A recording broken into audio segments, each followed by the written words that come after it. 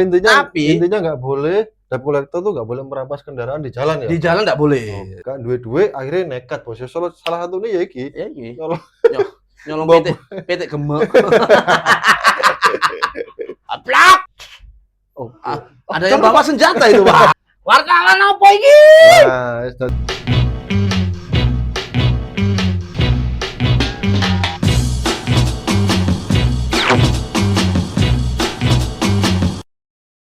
Assalamualaikum warahmatullahi wabarakatuh.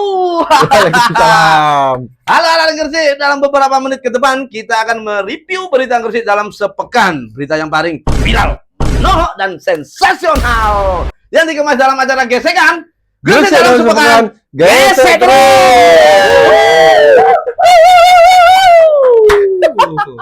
Slebel.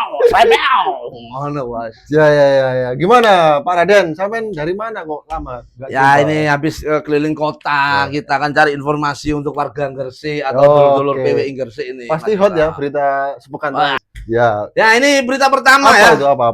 Berita pertama terkait yang lagi ramai di media sosial tentang sebuah aplikasi bernama GoMatel alias Matalang Digital. Rokok. Yang sekarang saat ini jadi perbincangan panas oleh netizen atau warga di media sosial. Jadi begini, Kakak Yu dan teman-teman ya, ada sebuah aplikasi yang bisa ngintip data orang. Nah, apaan tuh? Ngintip teman-teman. Ada sebuah aplikasi yang ngintip data orang yang telah bayar cicilan. Nama aplikasinya adalah GoMatel Data R4 Telat Bayar. Wah, jangan-jangan data Anda juga telat ini. Aplikasi ini viral karena diduga membocorkan data pribadi debitur secara luas ke publik. Pengguna cukup membayar, pengguna aplikasi ini cukup membayar biaya langganan bulanan kepada penyedia aplikasi dan boom, dar, tor. Ada sebanyak data 1,7 juta debitur bisa diakses. 1,7 juta data. Masya Allah. Dan ini berarti lebih banyak daripada jumlah penduduk Gresik berarti ya. Gresik iya, kayaknya Gresik semua kayak ini. Mulai data pribadi, plat nomor, warna dan jenis kendaraan hingga tunggakan itu bisa diintip. Gitu, Kakak Yu. Jadi ngintip kan? Iya. Nah, diketahui aplikasi tersebut dioperasikan di kawasan Kabupaten Gresik. Wow. Gesek terus. Akhirnya Polres Gresik pun langsung bergerak cepat setelah mendapat laporan masyarakat. 4 orang yang diduga mengelola aplikasi tersebut sudah diperiksa oleh pihak kepolisian. Dan informasi terbaru, 2 orang sudah ditetapkan tersangka. Berarti dari 4 berkurang jadi 2 ya? 2. Jadi 4 orang ini ada komisaris. Komisaris ini berinisial FE. FE ini juga bagian dari debt collector di sebuah finance. Lah, dia dapat data nasabah toh. Akhirnya dia punya inisiatif bahwa data-data ini dijadikan di aplikasi ini agar debt collector lainnya ini bisa mencari keberadaan para nasabah. Tapi yang kedua adalah direktur utama, yang ketiga adalah direktur, keempat tim IT. Yang sudah tersangka adalah komisaris dan IT. Tapi aplikasi ini disalahgunakan, Kakak Yu. Disalahgunakan seperti apa? Jadi keberadaan aplikasi ini semua orang bisa mengakses data nasabah yang nunggak bayar. Jadi sampean atau siapapun ya, semua pun bisa ketika sudah berlangganan bisa melihat, oh ini nunggak bayar. Dan ini salah satu bisa menjadi rawan aksi kejahatan. Karena apa? Karena semua orang bisa mengakses para pelaku atau para pelaku perampasan dengan kekerasan, misalnya begal mobil atau begal motor ya, bisa mengaku sebagai debt collector toh. Hanya berdasarkan aplikasi itu ya. Jadi aplikasi, Kakak Yoga. Motormu nunggak. Waduh. Ya temenan motor. sih. Terus jadi akhirnya mintalah motor ini. Nah, kita kan nggak tahu itu debt collector beneran resmi atau tidak kan. Ketika orang minta ilegalitas, biasanya debt collector yang begal berkedok debt collector itu langsung meninggalkan biasanya.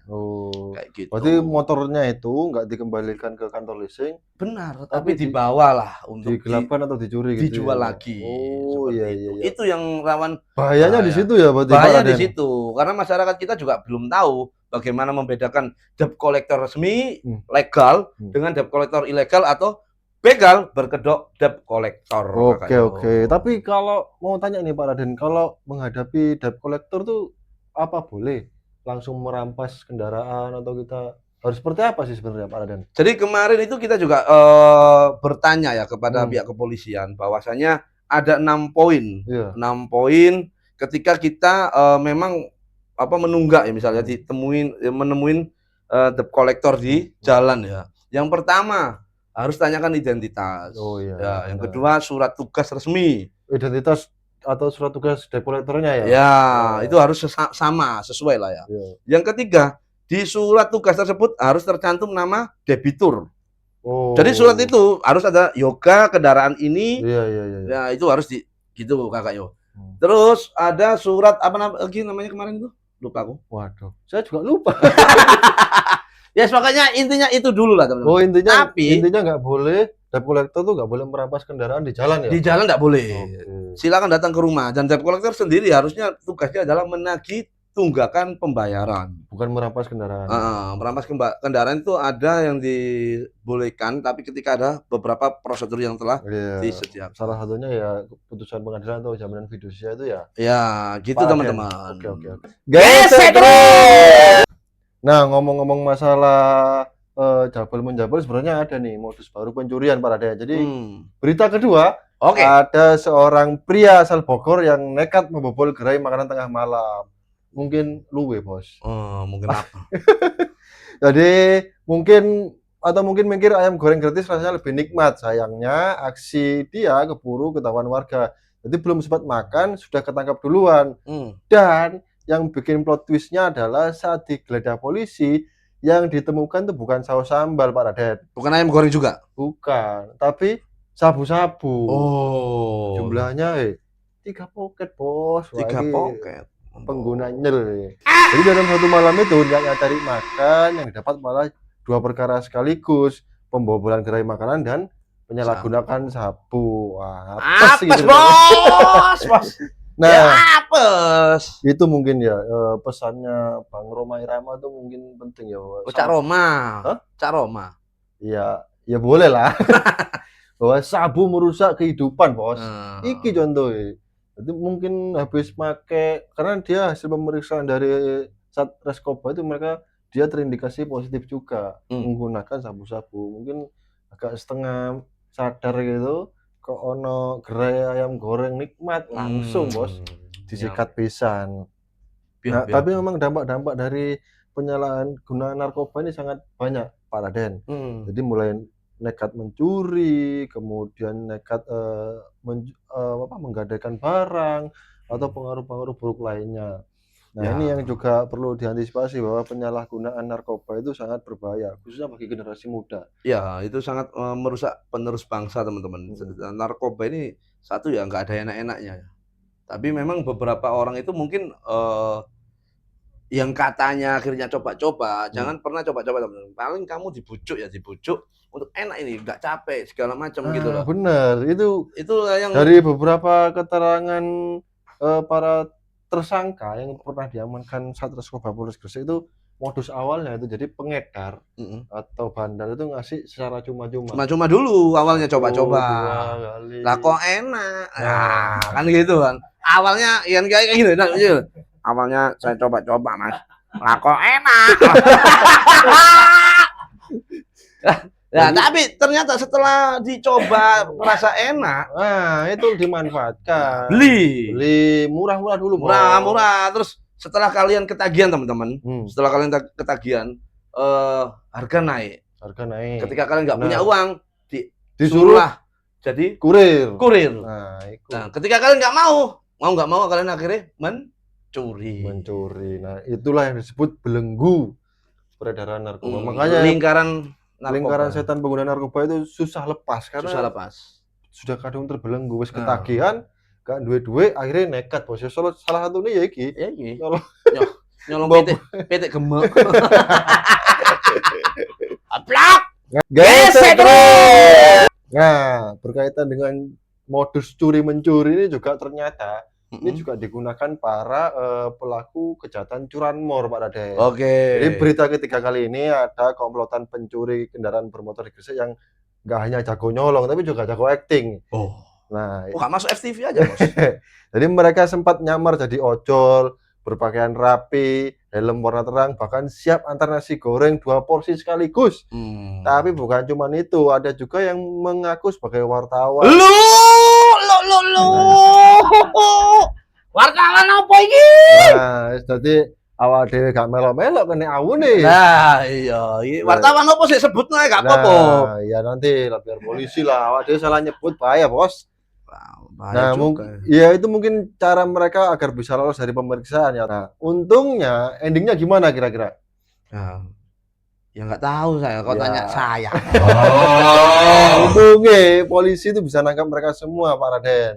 Ternyata acting jadi ojol dan wartawan cara mereka mengintai lokasi biar nggak ketahuan sama warga kalau dia lagi nggambar atau memetakan target dan sasaran, Bos. Bahaya juga ya. Iya. Berbagai profesi, makanya pelaku lagi kepotong, Cok. Jadi Pak polisi unit Resmo Polres Gresik itu berhasil mengamankan 4 orang tersangka, Pak Raden. 2 diantaranya ada cedera. Oh, kesandung itu ya. Kesandung peluru ya.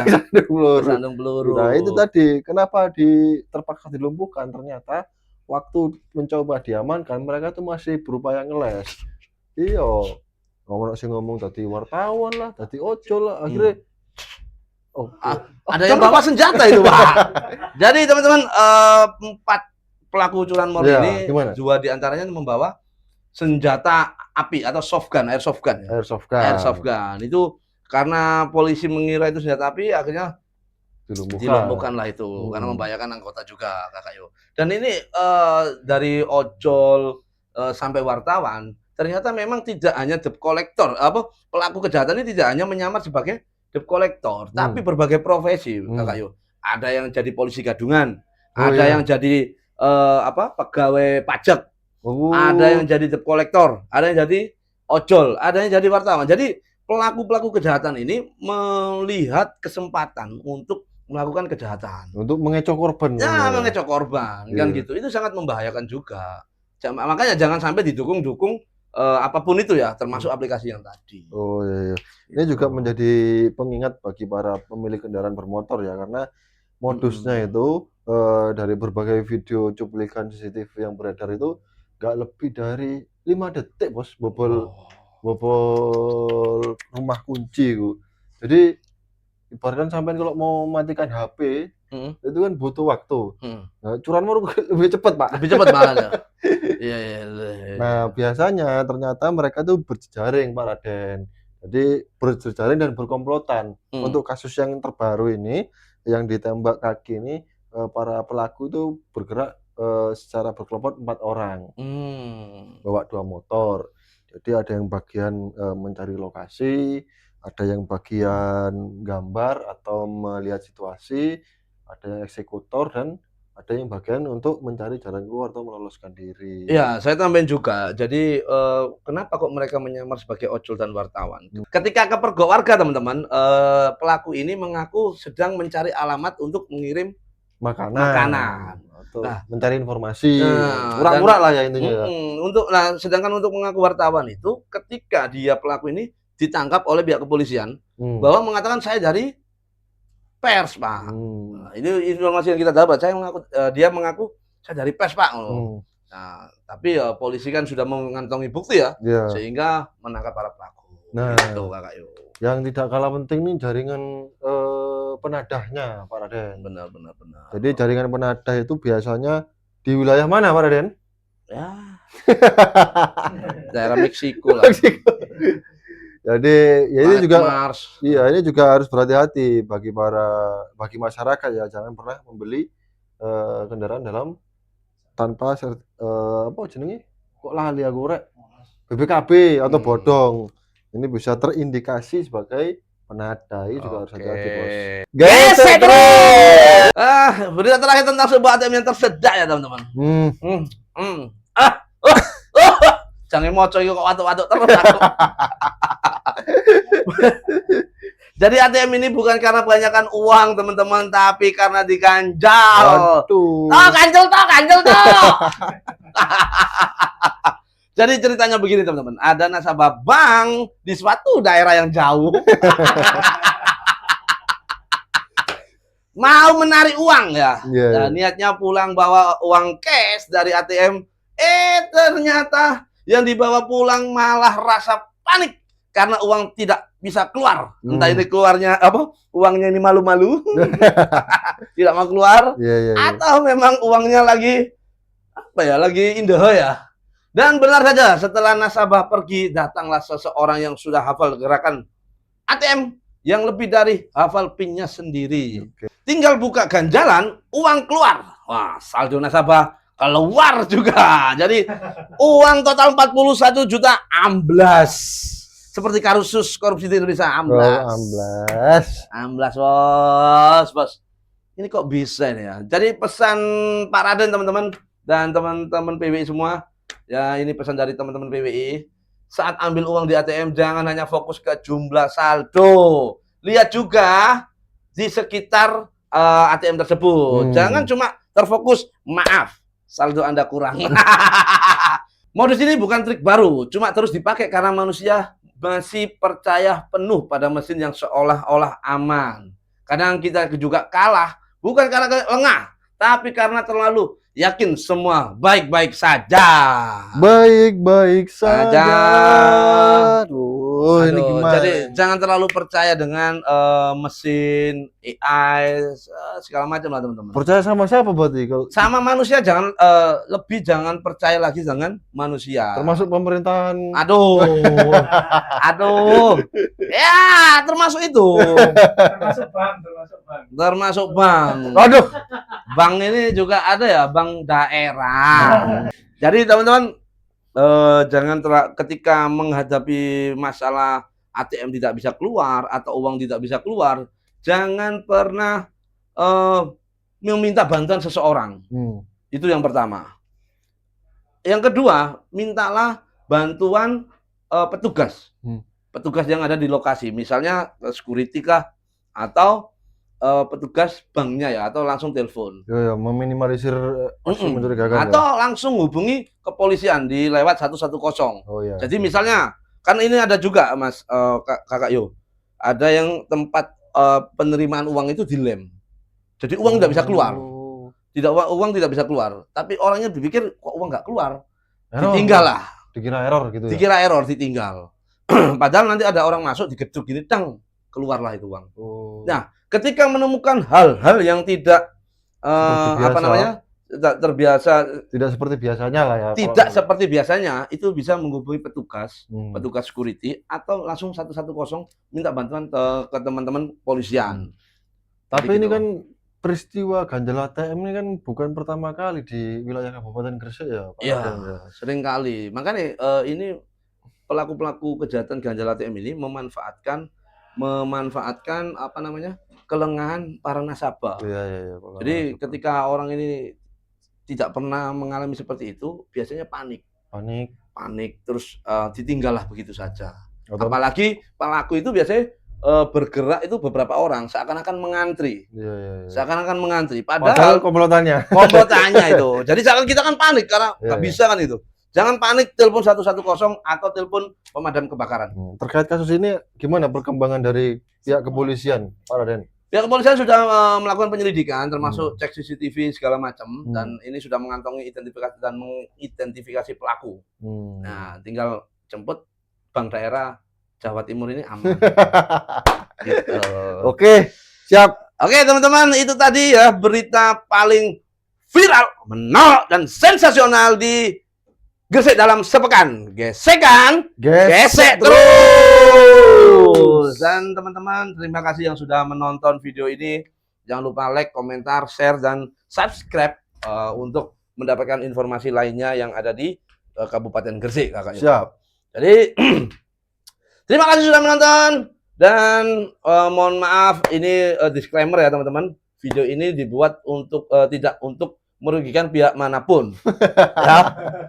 Kita hanya memberikan informasi dan mengedukasi masyarakat agar lebih waspada, tidak menjadi korban bahkan sampai pelaku kejahatan. Siap. Oke, seperti itu. Terima kasih, jazakumullah khairan katsira kabira walhamdulillah katsira wassalamualaikum warahmatullahi wabarakatuh. Gesek kan? Gesek terus. Yeay.